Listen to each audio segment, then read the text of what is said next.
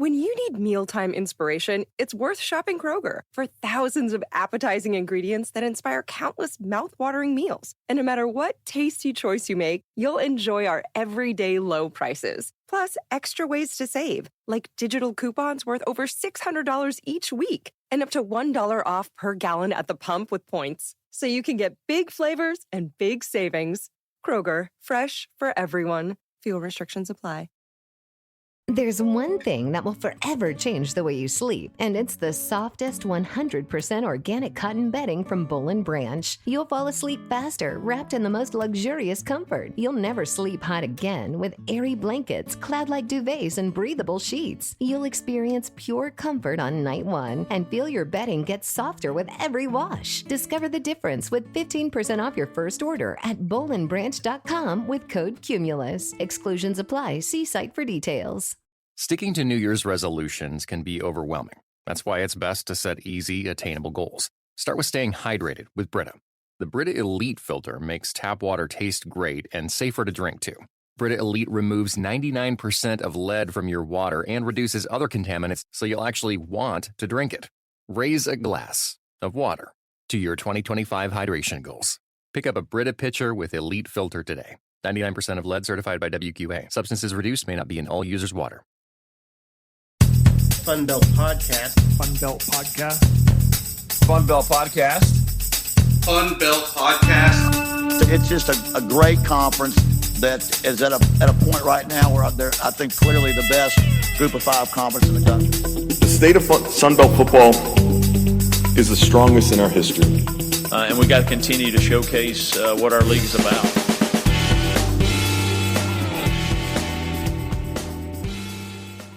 We're at the midway point of the season for the Sunbelt Conference. FunBelt Podcast coming at you again.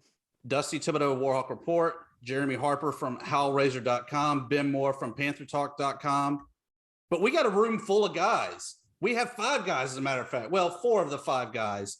Of the five guys, they cover the G5. They're here with us to recap this past week of Sunbelt Conference action and then kind of do a quick breakdown of how has that first half of the season of Sunbelt football been and what can we expect this second half. So welcome in, everybody. Let's go around the room, five guys, and get the introductions going. Yeah, man. Hey, Dusty, thanks for inviting us on. Matt Sprouse, the group of five guys. We're fired up. We're fired up for Sunbelt football. I mean, we cover all the group of five, but we sure as hell dig us some Sunbelt. So we appreciate you having us on. Well, we've never had this much manly testosterone inside the green room here at FunBelt Podcast. So I hope you guys ate all the beef jerky, drank all the beer out of the refrigerator, and are ready to talk a little bit of little Sunbelt football. I just got done eating Indian food, so I'm just hammering down some beers right now because my mouth's on fire. But this is a swag bear, Jesse Grisham, from the group of five guys. Excited to be here, like Sprouse said. Sunbelt football, it's been probably one of my more favorite conferences to watch this year, and for good reason. I mean, it's just been every weekend. Something crazy's happened. Yeah, the games are hard to pick. There is like maybe a little separation between three teams in the conference, but everybody else seems to be pretty even. So it's just been fun to watch. Yeah, and I'll go ahead and introduce myself. I didn't know if I spoke out of turn or not, but Zeke Anderson here. Very excited about the Sun Belt. Very excited about tonight's game. Actually did some research. Before the season, we all picked a conference to do some research on, and I was fortunate enough to have the Sun Belt. So I have a lot of interest in that. Well, hopefully you can break the Sun Belt down for us because we've been having trouble doing that all year. I think you and me both. So, and introduce myself. My name is Tyler Tipton. Fourth member of the group of five guys. Really excited about this episode and recapping and seeing what we've noticed and what we've seen the first half of the season so far, and excited to talk about the future and what we can look forward to the second half of the season. So we rewind to week 6 last week. It got started. Jeremy was hanging out in Jonesboro with Commissioner Keith Gill. Yeah. The Shants literally decapitated the Red Wolves. I don't know if you saw the video on the Twitter where they had the jigsaw cutting the wolf head off. Jeremy, I did shed a tear for you though when I saw that, because I was somewhere Jeremy's curled up in a ball, just going, no. It was rough. But let me ask you guys a question. What does Calvin Austin, Davis Brin, Logan Wright, and Isaiah Likely have in common? They had monster games against Arkansas State. Exactly. Not only did they have monster games against Arkansas State, they came away as Offensive Player of the Week for their conferences after playing Arkansas State. Well, that's amazing. We gotta go back to that. I mean, that decapitating of the wolf thing. Look, I've got 2 dogs. I love it.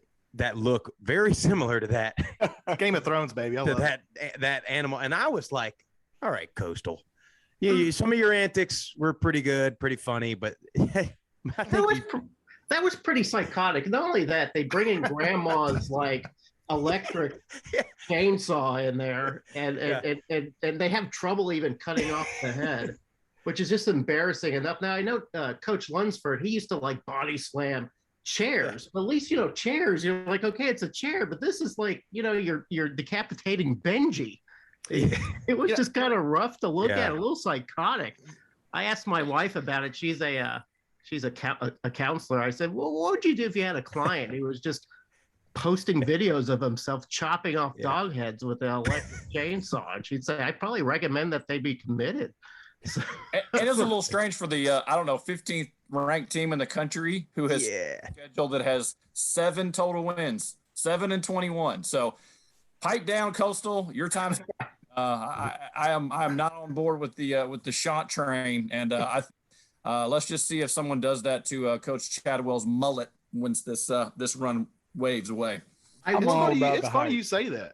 I mean, like I've been saying for about 4 weeks. Well, I say this is week 1. I said they're going to lose 2 or 3 games this year. Every game I've been picking them to lose. I mean, I picked your boys, Dusty. I picked Lawman Road upset them a couple weeks ago. Hella wrong on that one. But I will say, Chanticleers, they might be overrated to an extent. But of all their wins this past weekend, I was probably the most impressed because they went to Arkansas State. I feel like, wasn't that Arkansas State's blackout? I've always had a sense of respect for Arkansas State playing there because I always got my ass whipped at Arkansas State. And just seeing them come in there, just dominating on offense. The Chanticleers, they probably are due for a loss, but I mean, they are pretty good. Listen, I want to hate the Chanticleers just like anybody else, but I was down the sidelines before the game started, and you could see there was a difference between those guys and Arkansas State guys.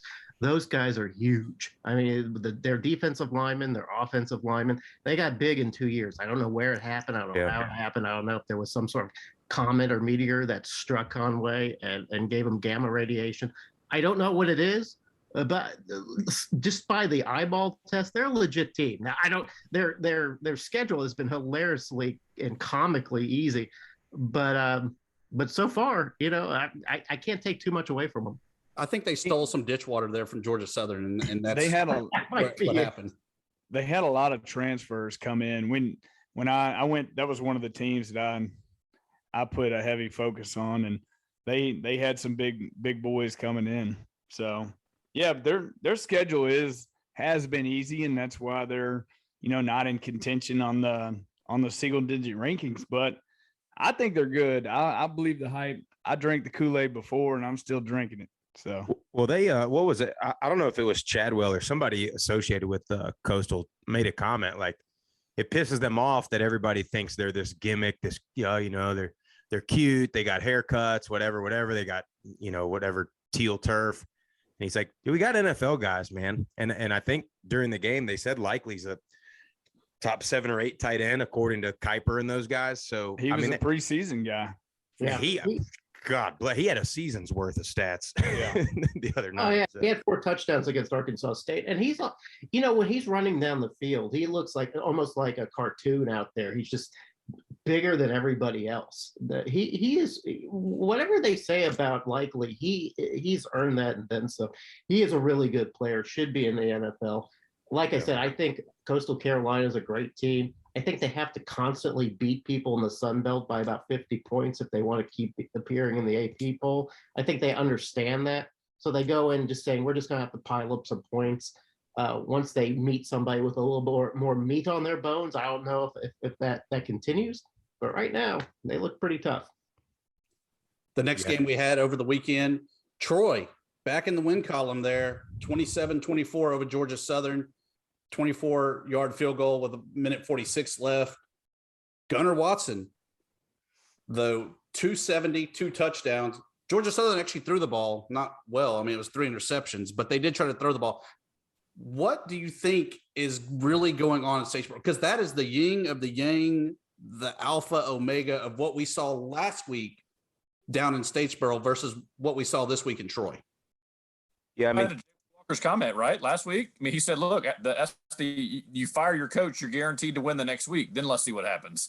And the recipe to beat Georgia Southern's been out there for years. If you force them to pass, I mean, they threw the ball 27 times, and 3 of them were picked off. One of them just incredible. The kick pick that made SportsCenter, I know, nationally, but they don't have quarterbacks that can consistently deliver the ball on time. The thing that impressed me was the Troy run defense, because Georgia Southern's going to run the ball. Yeah. They're going to try to run the ball.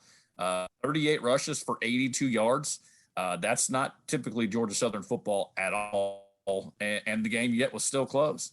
Yeah, and I'll give you like a little compare and contrast. Logan Wright ran for 207 yards against Arkansas State, ran for -1 yard against Troy. So if you have a team that can stop the run, then you can beat Georgia Southern. I think we pumped the brakes on Georgia Southern's ascent to Sun Belt greatness. Maybe for a couple more weeks. Well, Troy, we'll see what coach they get. Troy's been DNU for the Sun Belt for years. I mean, DeMarcus Ware, Jason Pierre-Paul, all those guys. So I'm sure they got some talent on the defensive line. Georgia Southern, it'd be interesting. I know, I jumped on one of their message boards and stuff, and I love their fans, but they're so traditional that they want to run an option off. They don't want to hire a coach unless the coach is willing to keep Irk Russell's same game plans. And it's like, guys, man, I get it, but at some point you got to evolve, because you're not, in the FCS anymore. And you've got teams like Coastal, like Louisiana, like App State that are, becoming national brands, and they're kind of falling a bit behind their rivals. So we'll see what they do. I mean, we'll see. I think the AD's keeping it kind of a secret right now. But going to Troy, I'm glad. I'd love to get y'all's opinion on this, Dusty and Dan and Jeremy. How would you define Troy this year? Are they average? Is the team you just never know what you're going to get? Because just looking at the record, I don't want to bet against them or for them, because they may show up one weekend, play phenomenal. I mean, barely losing Liberty, playing South Carolina in a close game, but Dusty, no offense, and then Lob and Rowe comes out there and just whops. I just don't get it. And then they go out there, beat Georgia Southern. They lost their coach. Georgia Southern still, they still have players. I mean, I know we're talking that they're up and down, but Georgia Southern is still Georgia Southern, in my opinion. Y'all's opinion on Troy? I mean, what kind of talent, what kind of team are they this year? Jesse, when we score, Jesse, when we first that's an issue. Yeah, when we first got together, we did a preview, and there were some people who really were up on Troy, really thought Troy was a complete team, had a lot of things going on. I never really saw it. I looked at the roster. I saw they had lost a lot of guys. I said, I'm not sure where the talent is. Well, the talent's all on defense. I think that defense is legit. They played South Carolina incredibly. They play some other teams really tight. They just can't score points. In fact, the 27 points they scored against Georgia Southern was the most they've scored in a game all year. Usually they score under 20. So there's something going on. There's something profoundly wrong with that offense, which is a little bit strange with Chip Lindsey at the helm. He seems like a big offensive guy, but it just hasn't happened for him this year. So maybe Ben or Dusty has more insight, but I just can't see what's going on with that offense. Yeah, 18 points a game against you throw this game out into the FCS opponent. It's 18 points a game, and I don't care who you are in the Sun Belt. You have to score in order to win ball games and be competitive. And I mean, they eke one out. Obviously, they had 3 interceptions and still only scored 27 points in the game. But they had the sweet retro TSU logo back Yeah, My those favorite. were nice. Yeah. Now, speaking of scoring, Louisiana's about to score an out-state like 4 places. So just a little bit. Guess y'all didn't see my bet I just put out there for first quarter. What'd you do? Say Louisiana's going to score first? First quarter bet. App State. I always throw the dollar on the prop bet for that oddball touchdown of a safety pick six. It paid off in the ULM Troy game. I was hoping that tonight, somebody would fumble the ball or something would happen, but it looks like that's going to go down the toilet there. Sorry to get off topic there. They just threw like a 70-yard bomb. I was like, oh, okay. We're all ADD on the show as well, so we're good. A game that I in true fashion I couldn't pay attention to because it kept going on and on and on. Texas State and South Alabama, 4 overtimes. Texas State's undefeated. How about the Bobcats? But I tell you, it looked like really South Alabama just kind of forgot that they had to play all the way through to the 4 quarters. They had the game won and just, all right. Yeah, they had just played a really tight game with the Cajuns and looked really good against the Cajuns even in the loss. Yeah. And then they come up and say, well, now we're going to play the Bobcats. And if you've seen the Bobcats play the last few games, I mean, I've seen some really bad football out of Arkansas State this year, but nothing is really compared with the Bobcats. They have been just horrendous. And they don't seem to know their assignments. They don't seem to know what they're doing out there. They can't seem to get anything going. I thought South Alabama was going to steamroll these guys. Didn't happen. So good for Spavital to find a way to get a win. Once again, Bobcats are 1-0. That's all that you have to remember. We talked about that when we did our show last night. It was like, you feel like the season's like, all right, it's over. We know but everybody's 1-0, 1-1, 2-0. Like every conference is still wide open. Yeah. And you're looking at teams that's like, oh, well, they're 2-3. They must not be good. Well, yeah, but they're 1-0 in the conference. So, well, let's remember South Alabama, weren't they like 4-0 2 weeks ago? I mean, they were undefeated. And then, heck, they beat Louisiana. We're talking about them compete for the Sun Belt potentially, but special teams will win games or lose games for you. Yeah, to tell you the truth, I thought of South Alabama as just that one more step away from being Sun Belt elite, maybe sneaking into that sort of Cajun air. They didn't beat the Cajuns, but I thought, okay, well, they showed they belong on the same field. Then they dropped this big turd against the Bobcats. Now you don't know what to think about South Alabama. Yeah. It goes back to what I said at the beginning of the podcast. You got so many guys at Sunbelters, so they're just all kind of right there. You just don't know who's going to win. And you always think like the teams like South Alabama that upgrade facilities, right? You're like, okay, they'll be the next team to take a step. And even like, I mean, hell, Texas State Stadium is sweet. And you're thinking, okay, well, they're in Texas. They can recruit now. And then they don't sign one high school kid on signing day. So you're like, what is happening? I forgot about that. Like, I don't think they did it on purpose. Yeah. No, they did. Well, they kind of did. It was the They did. Absolutely. Yeah. If you talk to anybody that covers that team, they said basically, look, really? Okay. For a year. I mean, Spavital, this is year 3. You're not going to go and get any kind of attention from recruits in the state of Texas when you're losing at an overwhelming clip. So he basically with it. They want to experience guys. I almost equate it to college basketball, right? Like you go in there and you grab experienced players who you know what you're going to get potentially. They rebuilt the lines. I know defensively and in the secondary, looking at guys. So, the excuses kind of go out the window. Hey, we're building. Well, now some of these guys are built in this case, and that was a big win. And as you guys mentioned, South Alabama, 24-10, they led. I think with 7.5 minutes left to go in that game, and completely fall apart. So, by the way, Louisiana has taken a 7-0 lead over Appalachian State to start off the game. But one of the things that we had talked about too is Spavital and that interesting approach he has to filling up his roster. I always thought he saw some of these younger coaches from the Sun Belt doing well and winning championships and getting all this attention. And I feel like there's a little bit of pressure on him. He comes in from a pretty well-known school. What was it? Arizona State comes in, and he's supposed to be this air raid guy and bring a lot of excitement to San Marcos. And so far, you just haven't seen it at the speed that he probably wanted to see. And I thought, well, maybe he's just trying to inject almost artificially that kind of excitement. And the first few games, it didn't look like it. Maybe it's finally coming together at South Alabama. I don't know. Yeah, I mean, I think that Eastern Michigan game on that horrible gray, drabby field, God, was their real showing of what that team is. Now, I think that they can still sneak up and get a couple more wins in the Sun Belt, but I don't think that they'll hit the 6-win mark to go into the postseason.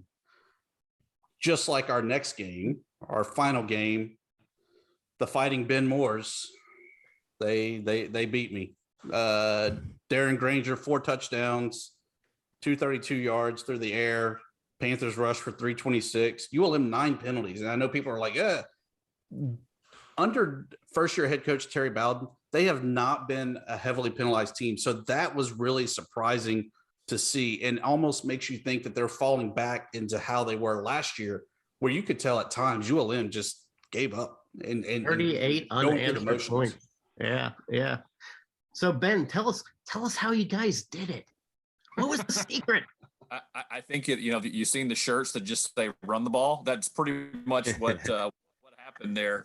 The Panthers, I mean, they put up 247 yards against Auburn, and everyone's like, "Oh no, Auburn's defense." That's what Georgia State does. They want to run the ball under Sean Elliott.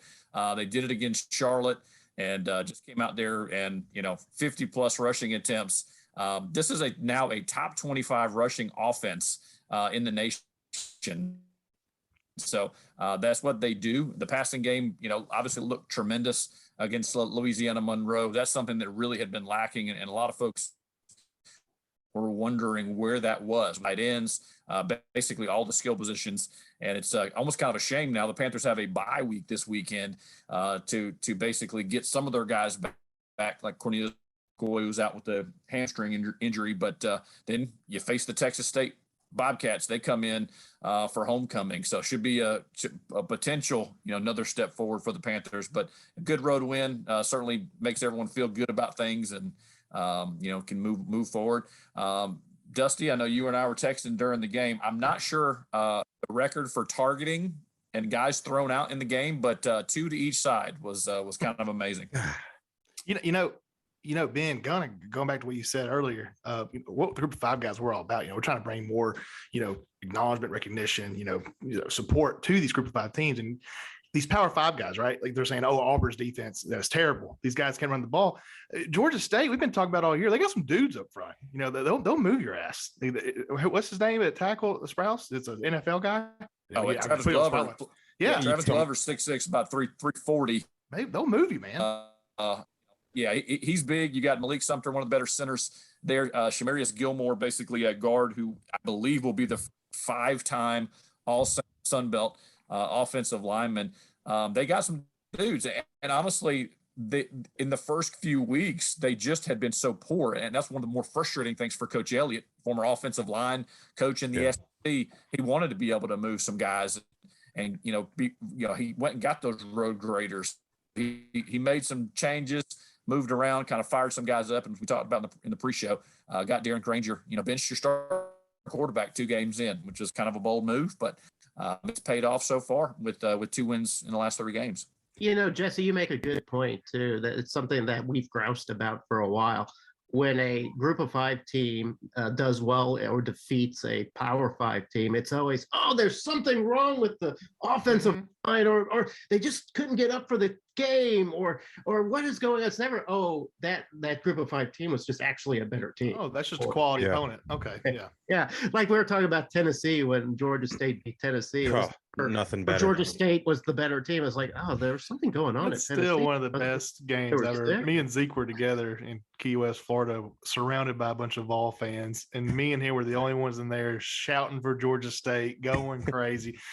I mean, these guys about want to throw some fisticuffs at us. They were getting so mad at us. One guy threw a chair in the pool. Yeah, I mean, these Vol fans are crazy now. I mean, they were this Airbnb. They are the worst fan base in the country. They're the most naive. They think they should beat everybody, and they're like, well, Tennessee should never lose to a Georgia State. And it's like, hey, where you been the past 15 years? And maybe longer than that. Obviously, the better team that night. I mean, they just played the game better. People forget if size-wise, score with 8 seconds left to go in that game. It's a 2-score game.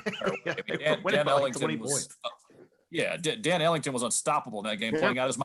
To his credit, called his shot in the spring game. Said, we've seen some stuff there on film, and we believe we're going to go up there and win. And everyone just nodded off. Okay, yeah, all right. That's just little bravado.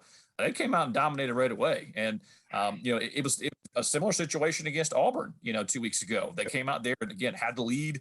Played very, very well offensively, defensively at the line of scrimmage. Just couldn't generate enough offensively in the second half. And I was there in the building and told folks walking out. I said, while a lot of that focus obviously was on the drop, you can't not score a single point in the second half to beat an SEC team. It's not working, didn't generate any kind of offense. But, to Jeremy's point, though, and I said the same thing at halftime, was walking around a little bit, and I told him, I said, if Georgia State's able to pull this off, it's going to be all about, oh, my gosh, Auburn's so terrible. It was the same thing with Tennessee. Yeah. Oh, my gosh, Tennessee fans telling me, we're not going to win a game. And I was like, y'all will be fine. Like, it's okay. And you saw they lost BYU the following week and then went, 8-3 the rest of the season and won a bowl game. So it wasn't the colossal disaster that a lot of people thought of. But Tennessee fans are special. They're still yearning for the days of, I think, Peyton Manning, T. Martin, and Peerless Price. Those are a long time ago. Long time ago. I believe the stat, they're under 500 as a program since firing Phil Fulmer as a head coach. So not who they think they are. Yeah. Well, and there's a State difference is marching down the field. That's right. Sure they are. That's right. There's a difference between an upset and like just getting outplayed by somebody. Like those games weren't like, it wasn't like Georgia State had a bunch of, freak trick plays or freak turnovers or anything like that. It's just like sometimes, man, you line up and hey, man, you get beat. It happens. And these we always air quote Power Five because really the Power Five is like 5 programs and everybody else rides their coattails. But they just think like there's no possible way we have more 4- and 5-star recruits than they do. So automatically we're better. And it's like, no, man, like, especially in today's age when, there's however 8 or 9 Division I programs in the state of Texas, like, you're not getting every single player to the 1 and 2 schools anymore. So, it is what it is. You're absolutely right about that, Matt. I mean, it used to be that there was a huge talent difference between a group of 5 team and a Power 5 team. And when there was a defeat of a Power 5 team, it was kind of needed trick plays. Sometimes I think of like when Georgia Southern beat Florida without throwing a pass, that kind of thing. Right. It's just kind of one of those things that you just showed them something they had never seen before. Now you'll get a team like Appalachian State or like Coastal Carolina who have LSU. Yeah, I mean, they just have big. The teams are the personnel is just as big and just as talented. It's just sometimes it's just a matter of money, or it's a matter of location. We're constantly forced to play at their venues, and play on their own time, and then we're asked, well, why didn't you win the game?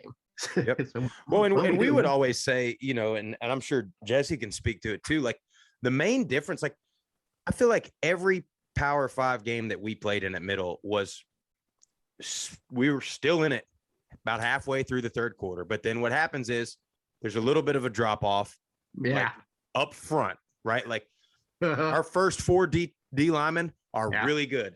Yeah, that's what it is. After that, maybe not quite. Where in the SEC, they got 8 or 9 dudes that they can just keep. So after a while, it's like, okay, now the talent, it's not necessarily the talent gap for the starters, but once you're starting to roll into depth and on the road, that's when it hurts. Yeah. From playing experience, like the worst I ever been beat by was Arkansas State in that Sunbelt Championship game in 2012. We get in there and they just whipped our ass. We didn't stand a chance. But I mean, we go play Power 5 teams and we were hanging in there with them the whole time. It's just more of like, that nose guard never gets tired because you got 3 of them. That is exactly right. That's when you play a team like Alabama, which Arkansas State played a couple of years, maybe last year, is that when one 5-star goes in for a breather, another 5-star comes in. So that's hard to beat. But if it's Kansas State or Tennessee or these other teams, to me, the playing field's pretty even. So a lot of people I think what bothers me sometimes is a lot of group of 5 teams sort of get a little too crazy when they win. I'm like, you're supposed to win those games. Mm-hmm. You know, let's start acting like, no, this isn't like the biggest game of the year for us. This isn't our Super Bowl. This was just another win on the schedule. Well, it's funny. We when we were at App State a couple weeks ago talking to them, they were so pissed that they lost that Miami game, and it was like, well, yeah, and it was like, you outplayed. Like, yes, we're not talking, and Miami's turning out to not be very good at all. But when if App State would have beat them, it would have been eruption. Like, they'd have been. I think they're still ready to fire Manny Diaz down there, but like, they'd have fired him probably on the spot, and like, oh hell, definitely, their fans would have lost it. But it's like, honestly, App State to that point was probably the best team that they played. So, it's that's the fight we're up against, guys.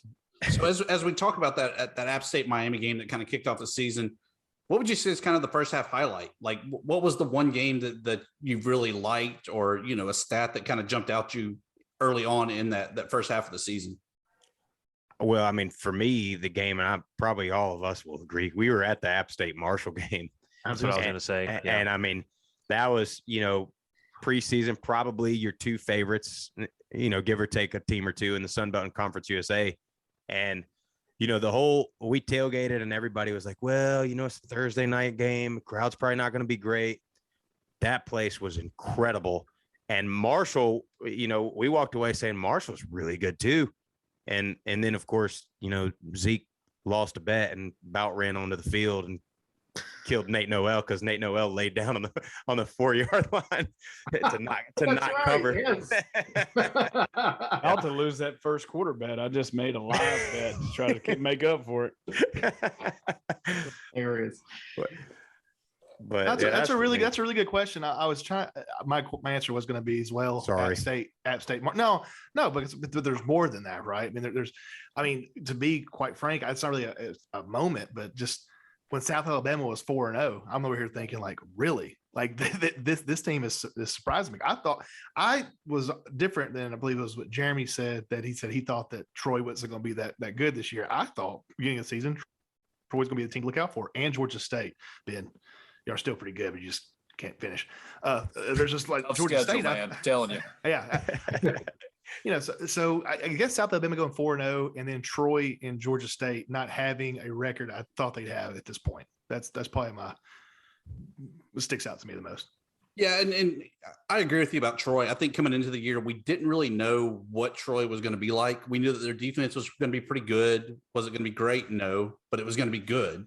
I think that's maybe lived up to the hype. I was not somebody that bought into the whole Coastal Carolina hype, and I've noticed more and more of their coaching staff following our Twitter, FunBelt PC.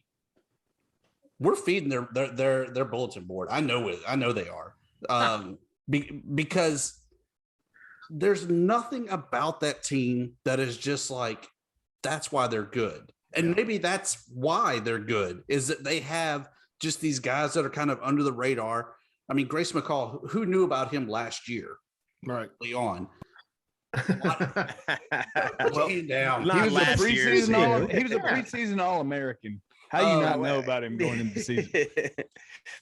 I have to admit that he did come in and he was preseason All-American, and a lot of us kind of rolled our eyes and go, okay, sure, all right, Grayson McCall. There's a lot of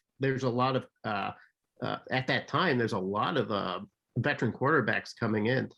But when I saw McCall play, you could see that he was definitely a special player.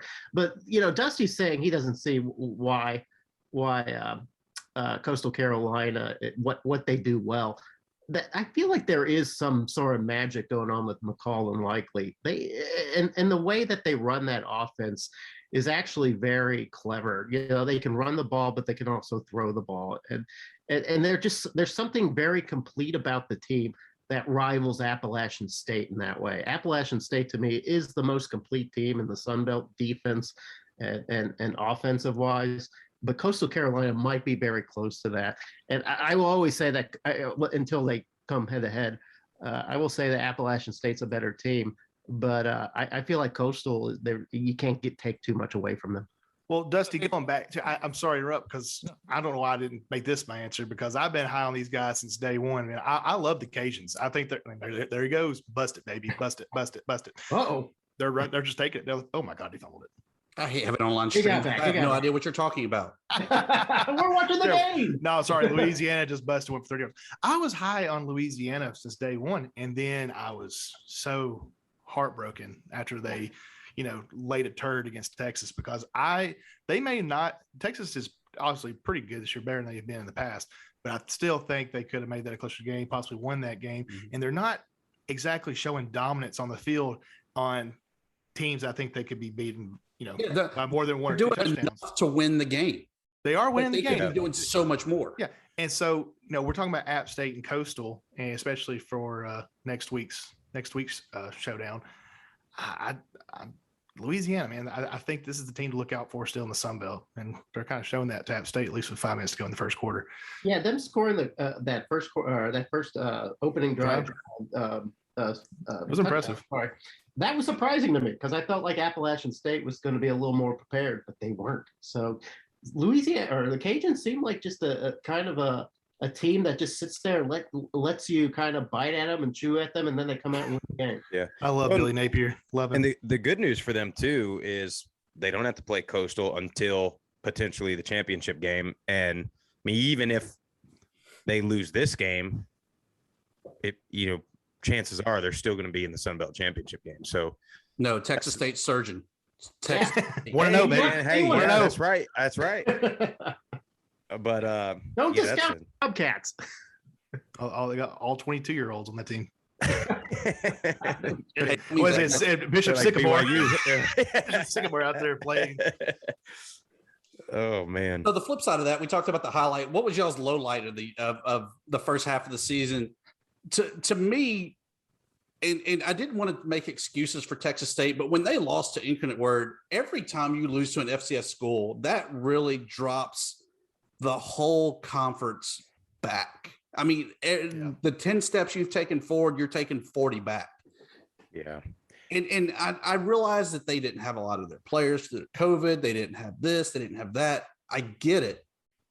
But the perception of the 50,000 foot and the casual fan is going to be, y'all lost to a Southland school, and a bad Southland school at that. Yeah. Well, to their defense, and I don't like ever defending Texas State. Especially your rival Texas State. The hated Texas State, those sons of bitches. But to defend them, I will say that a lot of Power 5 teams have been hit pretty hard by the FCS bug. And it used to be where if you got beat by an FCS, you might as well just pack up your shoulder pads and play next year, because it was like, that's the worst possible thing that can happen to you. Sunbelt has avoided that bite for a few years now. I don't think they got beat for the last 2 years before this year, getting beat by an FCS team. So we've been pretty fortunate from that. But I think the early news whether it was Montana State coming out and getting their big win, a couple other small guys got their wins against big Power 5 teams. Maybe the FCS stigma isn't as bad as it used to be. Well, especially with the transfer. Rush the field. So after you beat your FCS opponent. Well, and we've had that discussion before as well with the transfer portal and everything else. Yep. Just because you're playing McNeese, you might be playing kind of the rejects, for lack of a better term, of Arkansas, LSU, Texas, Texas Tech. You're not playing the McNeese of old. You're playing basically the all-star team that's wearing Cowboys jerseys. Why are you bringing McNeese up? Did you do your research or something? Yeah, I was going to say McNeese been good since 2011, haven't they? we contributed to that stat about losing to FCS schools in my junior year at MTSU. Them boys were good. Now I'm telling you, they just got out. They were like semifinals of the playoffs that year. But linebackers could pop you. Well, I think it's kind of similar to how we talked about earlier of the group of 5 and Power 5 talent gap not being so big. I think now it's almost like those FCS schools are kind of how the group of 5 used to be. So like they might sneak up and get you here and there. And it's, it's still, we'll call it an upset, but I mean, man, until you get down to like probably some of the Division II or Division III schools. I mean, it's still Division I football players, man. And they were all the better players on their high school team. And they all, and then, like you said, if it's a McNeese and they're playing against a team that all those guys probably did not get offered from, I mean, they're going to be wanting to win that game pretty damn bad. But first half MVP, who you got?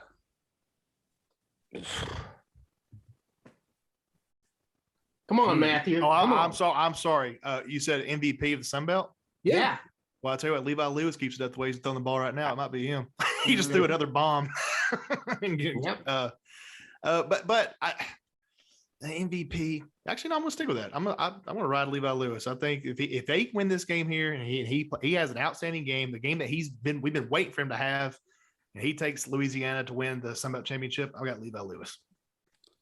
No chance. That's what you got. and I think Levi Lewis is a solid choice. I think we saw that he was human when he had that bad game against South Alabama there. I don't even think he had 100 yards passing in that game from what I remember. My MVP, Isaiah Lively of Coastal. Yeah. I think I've started saying this the past few weeks, he will be the Sun Belt's next high draft pick in the NFL. I would agree with that. I agree with that. I think I'm going to throw out Chase Bryce for Appalachian State, mostly because I thought I didn't give him any credit at all when he was brought in, and everybody was talking about how he was going to just tear apart the Sun Belt. He had just abysmal stats with Duke. I didn't think he did very well with the Gamecocks before that. So I thought, why would it translate? Why would he be any good at the Sun Belt? But the first game I saw him play, he was just a professional behind the line of scrimmage or behind the center. Makes great decisions, makes great throws. I think it might be Chase Bryce. And Zeke, you're going to hate this, and this is going to be just top of my head and somebody that nobody said before. It's Nate Noel, and the only reason I say it is because when we were at that Marshall game, and Cam Peoples, and he's damn good too, but he had all the hype, and he was in for the early stages of that game, and when they started giving the load to Noel, he's a little more shifty, and he kind of turned that game around in the Marshall game, and since then, I mean, he's been rolling. I think I was trying to look up stats to make sure I didn't lie to anybody, but I think he's leading the Sun Belt in rushing right now as far as yardage. He is a leader. Yep, leader at the turn right now. Guys, we're talking about MVP of the Sun Belt. y'all are forgetting like those.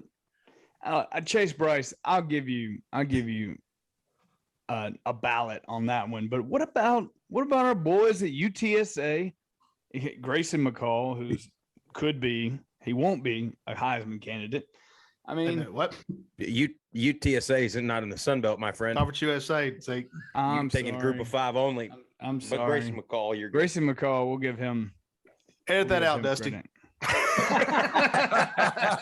That's Jeremy on the edit tonight. So, all Venmo's got to go towards Jeremy of this. Touchdown, Louisiana. I'll use some AI voiceover stuff to change that. But first of all, UTSA, very good team. So yeah, whatever you say.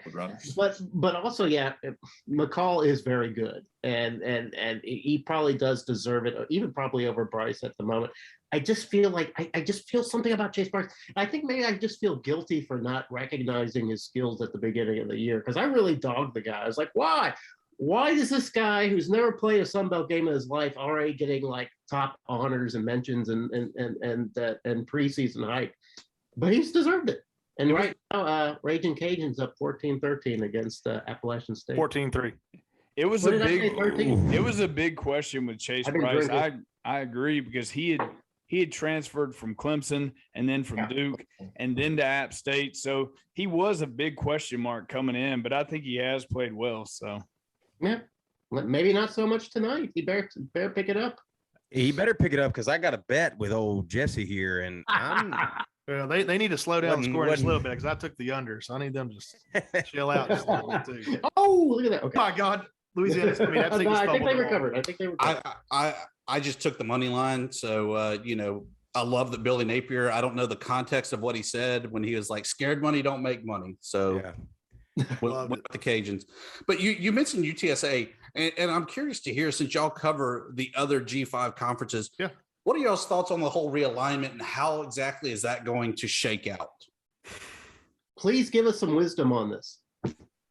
Well, I don't think anybody's got any real wisdom on it. I did see what I was reading right before we got on, that the Conference USA Commission sent the American Conference a letter. And to be honest, I would like to see a little more regionalized stuff. Now, I don't know. I'm glad the Mountain West guys stayed put. I'm glad Colorado State and Air Force were like, UCF disappointed me big time. I get Cincinnati. I get Houston. BYU. They're independent anyway. With them anyway. But UCF taking this Big 12 deal to travel all the way across the country for, I think Sprouse brought up last time, going the baseball team, volleyball team, all these guys are going to be traveling. It's like, just hang out. The ACC, maybe SEC, like that should be your goal. But American Conference, it's a good conference. I don't know why you're so hurried to get out of the American Conference to go to the Big 12. You have two teams that would literally give their foot to get out of. I mean, it's the Big 12 is struggling right now, and the realignment has been sitting salty on me. It just I get tired of seeing breaking news on my phone. I'm scared to look at it, see what other teams trying to desert their conference. But Jesse, I agree 1,000% on that. I didn't think anybody should leave for the Big 12. The Big 12 seems to me like the Big East all over again. It'll just sort of collapse and fall apart. And American is a conference on the rise. Why not? That's exactly right. That's exactly right. Yeah, and let the Big 12 go to the American. And to me, it's all about branding. And the Big 12 lost really their only two, football-wise, big brands. And if you look, and I mean, I've said it 1,000 times to these guys, like, if you look at the American, top to bottom, in football, like, who in the Big 12 is a bigger brand than, Cincinnati, UCF, SMU, Memphis? Like, I mean, who's the biggest brand now? Oklahoma State, maybe? I mean, basketball, sure, Kansas, but God knows they ain't good at football. Iowa State's probably in that conversation as well. Both on the football and basketball side of things. And I think it's something to consider, guys. Like the old AAC media contract, and I'm kind of the sports business dork around here, but basically they increased the revenue basically big time on the men's basketball side of things and the football side of things. The new AAC deal, I mean, Mike Oresco was big about, hey, wanting to get that hey, it's $1 billion for $1 billion. When you get multiple programs now looking around and going, nah, we're good. The Mountain West was paying, I think, $4 million per school. So in their belief and their consultants' belief, for the folks that I even talked to that cover this nationally, they don't think they're getting $4 million a year. Their money is going to be extremely low because they lost heavy hitters. Cincy, Houston. I mean, these are 16 Final Four teams on the basketball side. We know obviously football drives the bus. So it's interesting to me now. What does the American do? You have they've got egg on their face in the last 2 weeks where they look around and going, hey, nobody wants to come join our sandbox and play with us. So now, I mean, UAB's out there obviously as a name. Everyone seems to be leaving Conference USA or leave Conference USA. But as Keith Gills kind of continued to say, they feel like they're in a good spot. And their new ESPN deal takes effect July 1st of next year, and will pay the schools more. So it's going to be very interesting. There's not a whole lot of folks that think there's going to be Sunbelt movement. Somebody trying to move forward. So it may be Conference USA. Basically brand new. But then you talk about travel costs. You have the Sunbelt schools who are bouncing all around. The American. A lot of these schools too were hit really, really hard by the pandemic and didn't have a whole lot of revenue coming in. So it's some of these folks need to take a really, really hard look at their budgets. Yeah, I just hope that if sorry, Jeff, if more teams leave, especially if some more Power 5 realignment happens, I'd like to see. There are some of those FCS schools that I'd like to see, a James Madison or a Jacksonville State or something like that come Comes into down the to money, Sun though, Belt. man. Yeah. James Madison charges over $2,000 per student for their athletic fees. They would be the highest in Division I. That's the reason why they are. And a dirty secret That about makes sense. Coastal Carolina too. I found in the last 2 weeks there is a state of South Carolina tax that comes the sales tax that actually benefits Coastal that gets to ride a pretty good amount there. So there's some background noise, and a lot of folks don't, unless they really do the reporting on it. You don't really know about it, but yeah, James Madison would have to significantly cut their subsidy there, which I don't think they want to do. You can't talk to Ben about this because he's got like a spreadsheet. And he just knows all the number values. So that's great. I just talked to the national guys who cover this stuff. That's the biggest. Well, it's great because guys like me, all we do is speculate, and we think we see like, well, James Madison's good, so they should go, and we don't know. Sprouse break. Louisiana is beating App State's ass. It's 21-3. Louisiana. It's just astonishing. Thank you for ruining that for me because they are just now about to punch it in. Oh, there it goes. 21 your technology, Dusty. God, streaming, baby. I knew I should have took the over. That 20-second delay, right? Well, I'll go ahead and just own up to my lost bet after the first quarter. Russia. I mean, but it cost the right amount, so that's what we roll with. Wow. Well, App State, Louisiana misses the PAT. So we're back. App State, you're back. I'm in it. You were just just go ahead and tell me Santa Claus isn't real. Also, go ahead. I'm done reporting. So we looked at the first half of the season. We talked mid. Now we're rolling on to week 7. It gets started obviously tonight. Appalachian State, Louisiana Lafayette. Can we predict who's going to win that game? Should we go ahead and predict, Dusty? Should we predict who wins that game? Let's do it. I had Louisiana Lafayette anyway. I really feel that Billy Napier was kind of sandbagging, getting ready for this game, and trying to get his team up and going. So I had the Cajuns even before that. It's far from over. There's 3 quarters left, and App State can score on a dime. This kind of has that feeling of this game where App State can make some adjustments and come because this team, if any team can make a comeback, it's App State. Tyler's absolutely right on this. Go with Tyler's analysis on this because what Appalachian likes to do is most of all is to sort of make you think get you comfortable, make you think you're going to win, and then they start pouring it on, and that's what's going to happen in this game. Sure hope so. I think App State does a great job of controlling the game. Obviously, at this point, it's 20-3. 20-3. So. Louisiana, Billy Napier knows his chance to win the game. He's going to have to come out firing and build the momentum early. But I think App State, in our time that we visited there, their football culture, they're poised, they're calm, and I think they do a good job of controlling the game. So I don't think they're out of it yet. Well, now here's the thing: if let's just play hypothetical here, if Louisiana finishes this deal off, and then App State beats Coastal next week, they'll have more than likely. Oh, well, Texas State, we can't count them out. I'm so sorry. We're counting out Bobcat. But you more than likely have a rematch down in Lafayette, in December there. So, which is great for me because it's closer for me to actually be able to make the championship game. So I hope for that scenario. And we've not been to Louisiana, but I may or may not have committed to a couple people on Twitter that we would if they hosted. Oh, well, then you're gonna have to go. I think. Oh boy. Yeah. I have every intention of being there for Ben's Panthers invading the swamp coming up here several weeks away.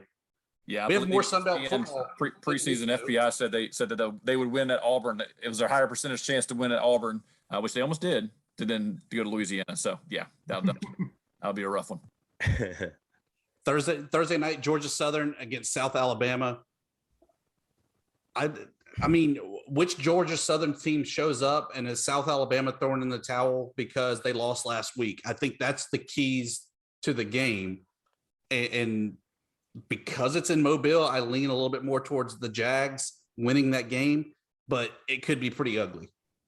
Also, I think, despite what happened with Texas State, I really do think South Alabama has a fairly good defense. And I think if pretty good defense is all you need to have to beat Georgia Southern. So I'm picking South Alabama again, even though they keep breaking my heart. But I think they pull out this game.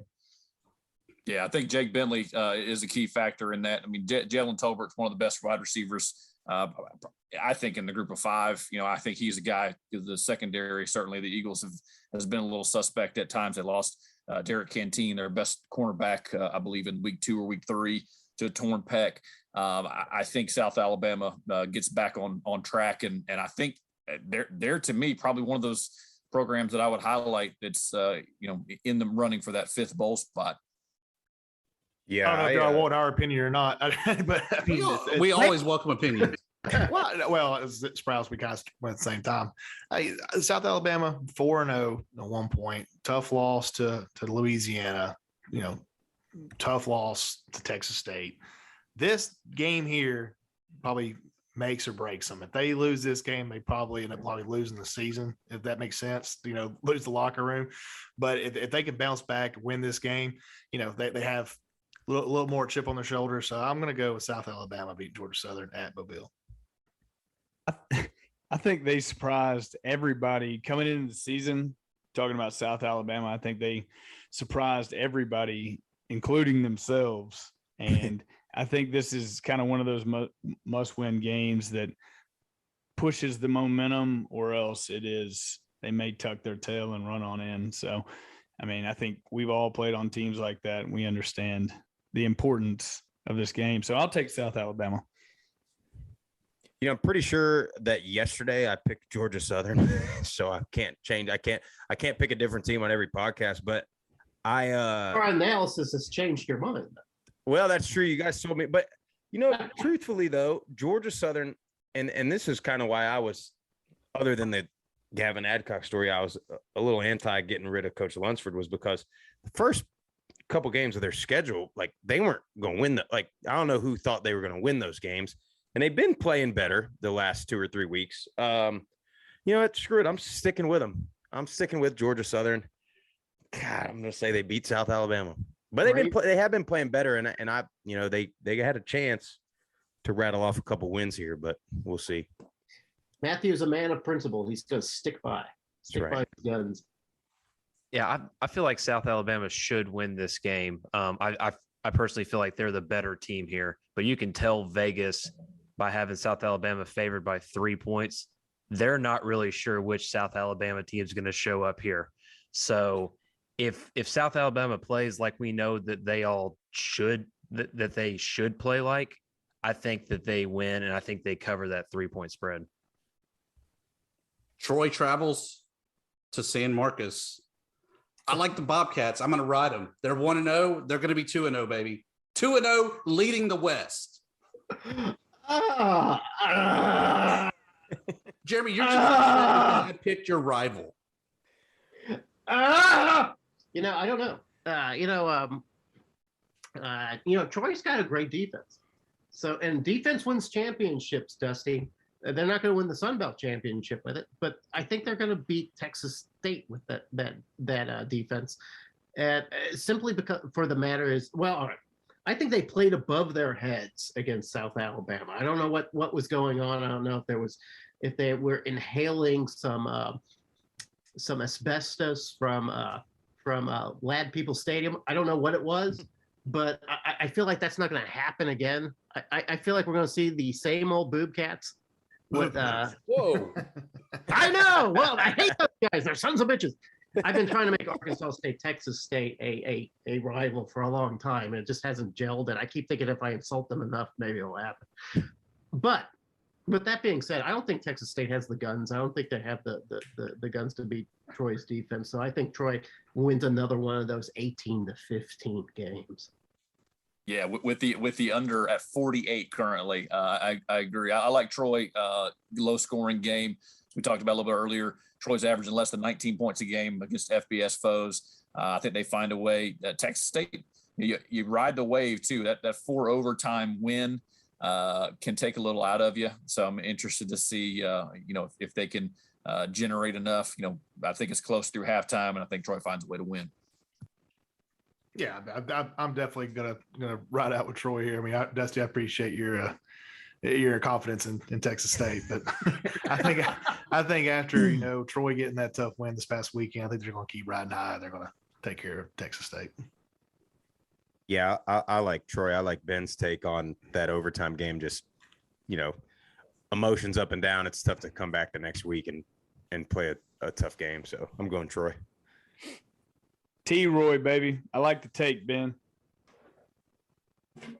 Yeah, I'm gonna go with Troy. But I see what Dusty's saying with Texas State. I mean, massive win last week, and I like they're riding that momentum into this game. I think they keep it close. And what Ben was talking about earlier, can Troy score enough points? That's gonna be a big question in this game. The current line, Troy's favored by 7.5 on the road. I think Troy wins, but I don't think they cover the 7.5. Ooh, yeah. So you're saying the Bobcats win in a way? I mean, if you take the group of five guy Texas winning, State yes. plus 7.5, then yes, Win you're a money. winner. Yes. The nightcap Saturday, the Malik Willis show heads to Monroe. The Flames are just going to burn the Warhawks. I would like to say that it's going to be a competitive, at least first half, but I just don't see it. That the team looks like they're just on the cusp of kind of losing the locker room and resorting back to 2020. But as I'd said earlier, this team, ULM, was only expected to win a game and a half on the Vegas odds. They're at 2 wins. So you have house money. I mean, if they go out and compete, they get a little bit better so that next year they can actually get to that 3-win, 4 wins, and so forth. So be it. It's all about building for the future under Terry Bowden than it is winning this game against Liberty. You know what? You know that speech in Independence Day where the president gets up and makes that rousing speech? Just as good about ULM. I am pumped up. I am a stoked Warhawk right now, and he's still picking Liberty, but he's stoked. I don't see ULM being Liberty, but maybe they cover the spread. That is a big spread, and the last time we saw a spread that big was though against the Coastal Carolina, and you guys didn't cover that spread. So I don't know if I don't know if you can even cover the spread on Liberty, but I think you can. Is that played at ULM this year? It is on the Bayou. Mm-hmm. Oh, well then definitely. Yeah, take the points. Yeah. So I think a moral victory is coming up for ULM. FCS mentality. Thank you, Jeremy. Yeah, I think it is the Malik Willis show. I think it's what we talked about a little bit earlier about Coastal Carolina, needing some style points to get ready. I think Liberty is receiving votes in the coaches poll. Putting up a big number here may catch a voter's eye or two to try to get even closer. With that win and a blowout win, that's already bowl eligible, I believe. They're 6-1, so I think they have an opportunity to put up a big number, and the fighting Dusty Thibodeau's may have a rough Saturday. Yeah, I'm pretty sure that Monroe PD will be present because they're going to be investigating a murder. They're going to see Hugh Freeze for killing the Warhawks. It's going to be a bloodbath, probably. Sorry. Cheers. Yeah, Malik Willis, he's good, man. He's a little too good, I think. So they've already got some good wins. They beat UAB. They beat the hell out of Middle last week. When I went and did my tour, I'm not going to use any names. When I was on a tour at UAB, my alma mater was about to play Liberty that weekend, and UAB played Liberty for their first home opener for their new stadium. So I was just like, how good's Liberty? And they were just like, Malik Willis, he's phenomenal. And I said, well, MTSU beat Marshall. They're like, yeah, we love that.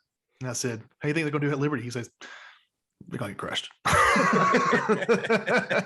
Like Liberty's real deal. Yeah. Yeah, Liberty's good. I don't think there's. I don't. It's tough. I mean, that game could be 35-0 at halftime. They might. I mean, yeah, I think it will be. I think it will be. This has. He's like, all right, guys. All right, see y'all later. Sorry, no, you guys are discounting. This is a Warhawks team that beat Troy. This is a Warhawks. That is true. That is very true. This is a Liberty team you have not seen before. and they beat. Don't call him Deion Sanders on straight field goals. We don't. That's right. End zone to win games. So you besmirch ULM at your own risk. Yeah. I'll take that risk. This week I will. Aye. Well, guys, that's a wrap on another episode. Can't thank the five guys for joining us this week and talking some Sunbelt Conference football, as well as throwing in their knowledge from across the G5. We always end every show, guys, with a parting shot promo. What is it? Parting shot promos and whatever. Say what you want to say. Give your piece. All I want to say is don't look now, but the Mountaineers are driving. Yeah. And also I want to say, hey, thanks for letting us come on. I'll do a shameless plug here. Make sure you follow us on Twitter and Instagram at Group of Five Guys. It's real simple. And then, we do our podcast airs every Tuesday night, 7 p.m. Eastern. So make sure you check us out there. We had going on right now. We had Will Healy from Charlotte on this week. So it's a pretty good time. So we try to have some fun, have some good guests, and we get all our gambling picks. So make sure you check us out. I will just say that the Arkansas State Red Wolves are taking a bye this week. So I will be spending a lot of time trying to convince my readers that this is a rebuilding year for Red Wolves and that we should embrace that. I've written a story on that on howraiser.com. Please check it out. I would appreciate it. And thanks to the Group of Five guys for joining us tonight. We really did appreciate that. This was a lot of fun, especially with this group of Sunbelt game being on and all of us sort of looking back and forth at the score and seeing what's happening. It's been a blast. Yeah, and I guess I will say something. When we started the Group of Five guys, interception, Louisiana, I'm going to broadcast this. When he's at the 35-40, he got tackled. They're not marching anymore, Matt Sprouse. When we started this thing, a couple years ago, I noticed that y'all shot us a follow, so y'all been following us, and we really appreciate that. And we're looking forward to maybe get on another podcast with y'all and see how this Sunbelt year ends up turning out. Looks like Louisiana might be looking like they might be in the conference championship. They keep this up. So hey, what do you know? The Cajuns just got an interception. God, what is happening here? All right, goodbye. Get your shot lined up, Sprouse. Yeah, I'm doing it. I'll get it lined up. Man, Chase Bryce. Sorry, bud. Yeah, I just made him the MVP, and he immediately made me look bad. So we're going to be editing that out of the show. Yeah. My parting shot. Last week I said I was good. Everything was right in the world. I'm always sitting on pins and needles whenever I know that ULM has a game that is just like, good God, what have we gotten ourselves into? And I feel like that's the case this week. The good news is I think that Malik Willis and Liberty kind of give a little bit more credibility to the G5. There will be people out there that perceive that it's a Sunbelt Conference game, so it will help maybe falsely give a little bit of boost to the Sunbelt Conference. But it's probably going to be ugly. I would love to be wrong, nothing else. But, other than that, just ready to see how the week plays out. Watch some good old Bobcats go to 2-0 and, have fun and do it again next week. The mighty Bob, those damn Bobcats. We can't have 2-0. Those Bobcats go 2-0. The first person I'm thinking of is Dusty. Yeah, we'll have to get you guys back and we'll discuss Idaho at some point and Dusty's obsession with the Kibbe Dome, but not today. I echo the sentiments of y'all probably played in the Kibbe Dome, didn't y'all? No. You played in the Kibbe Dome? Oh wow. Oh, I'm sorry, Dusty. You have missed out on all athletics. You, sir, are demoted back to Pee Wee football and have to try again. Well, thanks, guys. We really appreciate you having us. Absolutely. That was going to be my party shot. And ultimately, I think the biggest thing, the more the merrier when it comes to the group of five. I think, Dusty, myself, Jeremy, one of the reasons why we do this is just to kind of provide some of those folks. We know, especially the way journalism and local coverage is, locally in these markets, they're going to be dominant by the Power Five, ACC, SEC, Big 10, Big 12. Going to dominate the media coverage, and you're seeing it less and less and less. We've seen programs in the Sun Belt, even guys that we have talked to literally this season, switch their beat from the Sun Belt teams and go to the Power Five team. So we applaud obviously what you guys do, and we'll continue to obviously promote what you guys do. Make sure you follow the group of five guys. They do great work and do a great job covering everyone there. I like Jeremy. We have a bye week. So, all the Panther fans can go and find their local pumpkin patch, I guess, or get the list. I will be knee deep in recruiting, planning on, putting some things out with the 9 commits that Georgia State has, including one of the best running backs in the state of South Carolina. Guy has 1,400 yards and 18 touchdowns already in 7 games. So KZ Adams, shout out to him. So we cover recruiting, man. Dusty's over there, at a recruiting network. I'm at a recruiting network. So we're excited about that, but appreciate y'all joining us, fellas. And that's all I got, Dusty.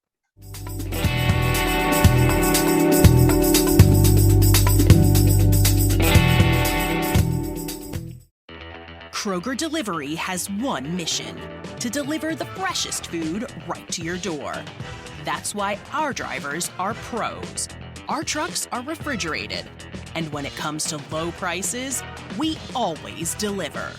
With $20 off your first order of $75 or more, there's no better time to get in on the action. Mission accomplished. Restrictions apply. See site for details. NetCredit is here to say yes, because you're more than a credit score. Apply in minutes and get a decision as soon as the same day. Loans offered by NetCredit or lending partner banks and serviced by NetCredit. Application subject to review and approval. Learn more at netcredit.com/partners. NetCredit. Credit to the people. Last year, Americans ate 32 billion chicken wings. Who knows just how many helpless sides of celery were heartlessly thrown away? But this year, celery neglect can stop with you and irresistible Jif peanut butter. Because you can make a snack to make a difference. You can buy a jar of Jif to save the celery. So please, don't let celery be decoration for wings. Tap the banner to save the celery.